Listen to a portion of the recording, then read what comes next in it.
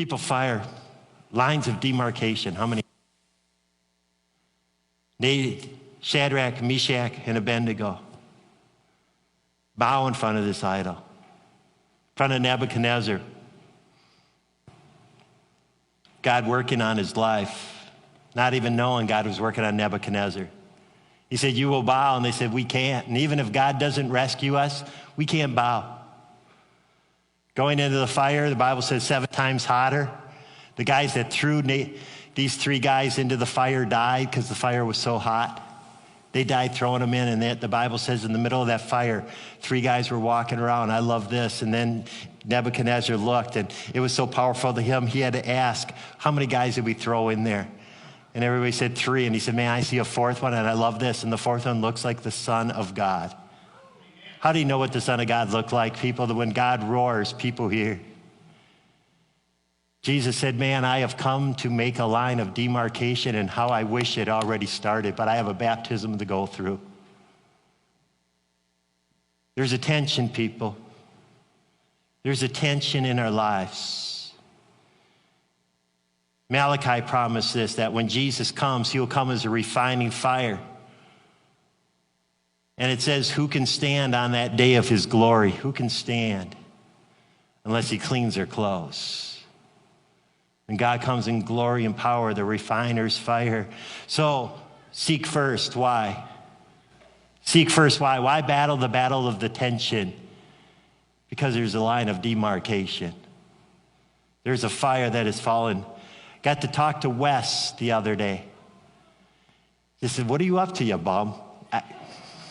I shouldn't have shared how I talked to him. What are you doing? I can't pronounce Sean's last name. I believe it's Foyt. Thank you. F-E-U-C-H-T. Come on. Wouldn't it be easier if we were all Smiths? I'd probably still pronounce it Smythe. I'm just lousy at names. Sean, he's traveling with Sean. Setting up some trips, went to a couple concerts. All Sean's doing is on the streets worshiping God. He's just worshiping God, and people are gathering to worship God. That's all that's happening.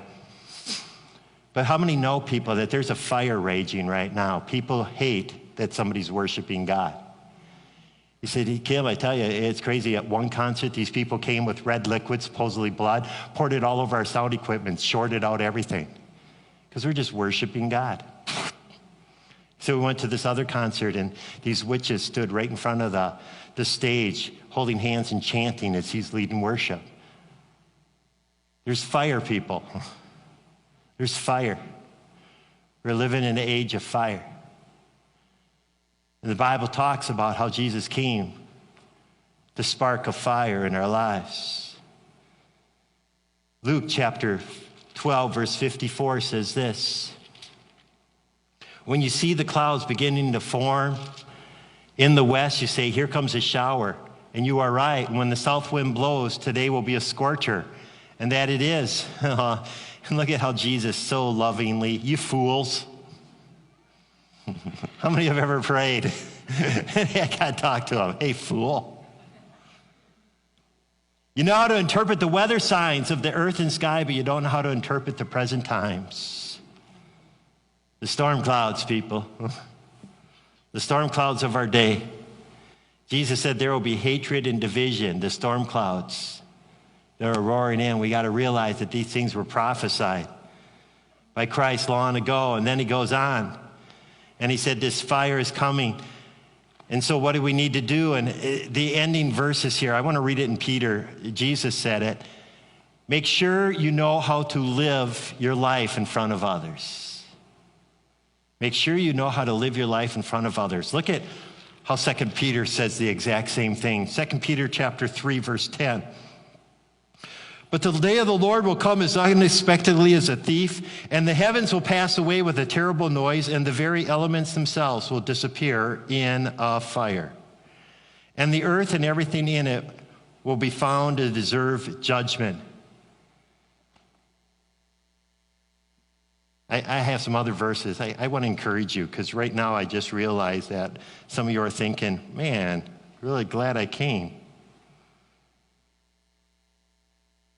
7 says the heavens and the earth are being stored up for fire, and they're being kept for the day of judgment when ungodly people will be destroyed. People, why do you think God gave us this idea of Shadrach, Meshach, and Abednego being able to stand in the fire?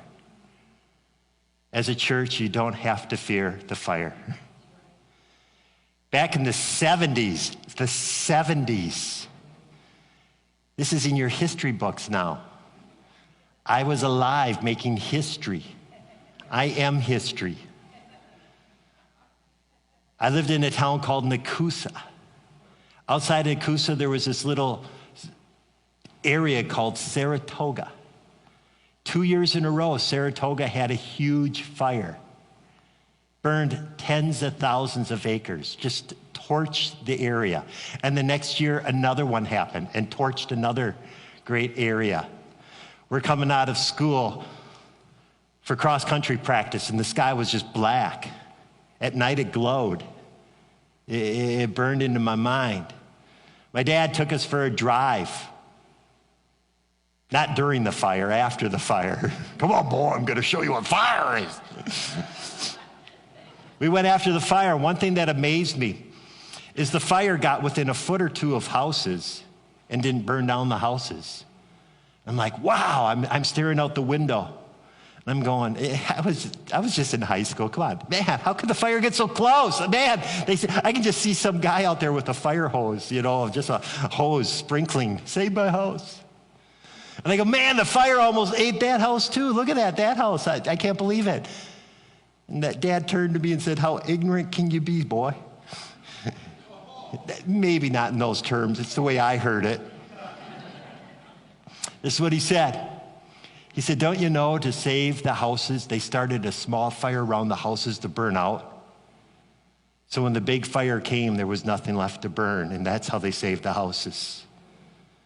The Bible said God is a consuming fire, but he is also a wall of fire that will burn around us. People, I tell you, it's like a 100-foot wall of fire. Do you think Satan can just walk through the glory of God as a 100-foot wall of fire at any time he wants to come after you? God will burn around you like a 100-foot fire. No fire can touch you any more than it could Shadrach, Meshach, and Abednego. We have a hope. People, there is a line of demarcation. There is a line of demarcation, but we serve a consuming fire that is on our side.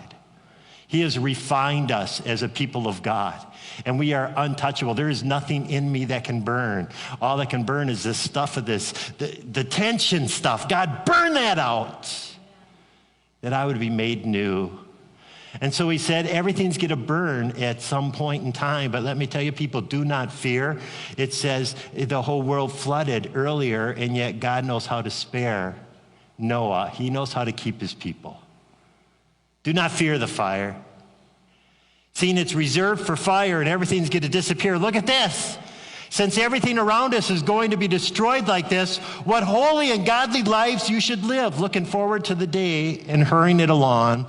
On that day, he will set the heavens on fire and the elements will melt away in flames. And we are looking forward to the new heavens and new earth he has promised, a world filled with God's righteousness. And so, dear friends, while we are waiting for these things to happen, make every effort to be found living peaceful lives that are pure and blameless in his sight. Pure and blameless in his sight.